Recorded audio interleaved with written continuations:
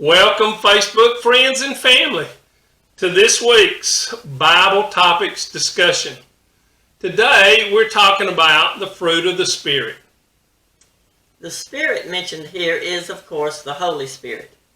Remember in John 14, verse 16, that Jesus said he was sending us a comforter, or advocate, when he was taken up into heaven after he was raised from the dead. The Holy Spirit is that comforter. Not only is he our comforter, but John 15, verse 26 says that he is also our helper. And one of the ways he helps us is by bestowing the fruit of the Spirit on us. Now, many people say fruits of the Spirit, I suppose because they are mentioned separately.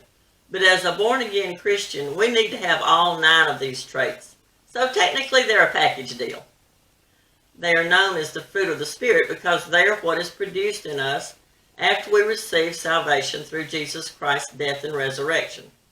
You'll see this list and say, oh, I don't have all these. But before you start thinking you're a second-class Christian, relax. Christians who have all 9 of these are few and far between.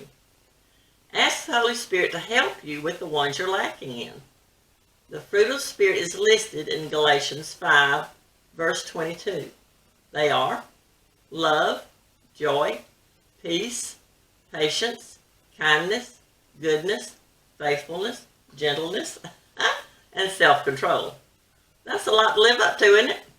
Yes, without the help of the Holy Spirit it is.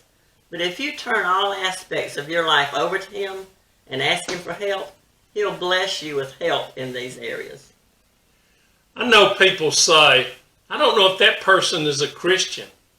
I just can't know their heart. Well, that's not entirely true. No, you can't fully know someone's heart.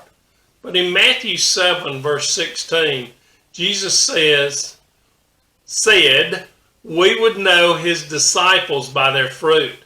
And his disciples weren't just the 12 he had chosen to be with him in Bible times. If you are a follower of Jesus Christ, you're one of his disciples. And he says, you will know his disciples by their fruit. So if someone says they're a Christian, and you see none of these 9 traits in them, there's a problem. Maybe you should pray for that person to become fully aware of God's love for them.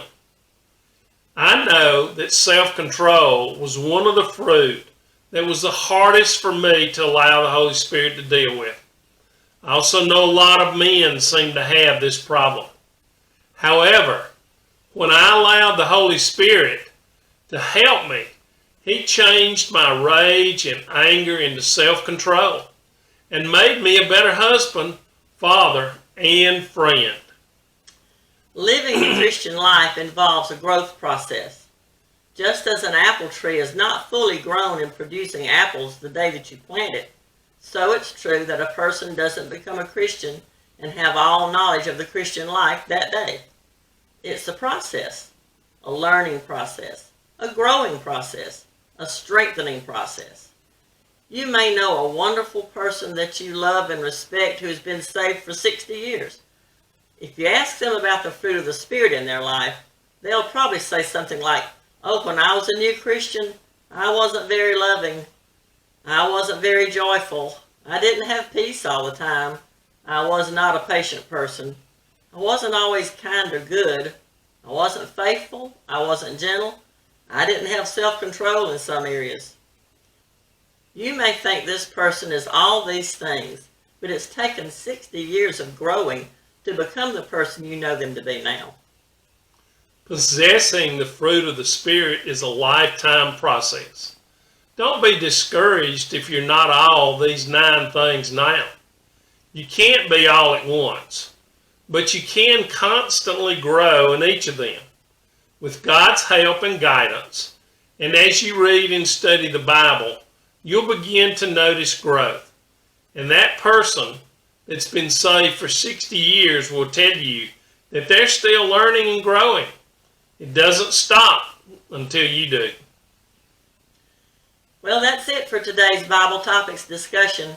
We hope you enjoyed it and that you'll share it, hit the like button, and comment your thoughts on this discussion.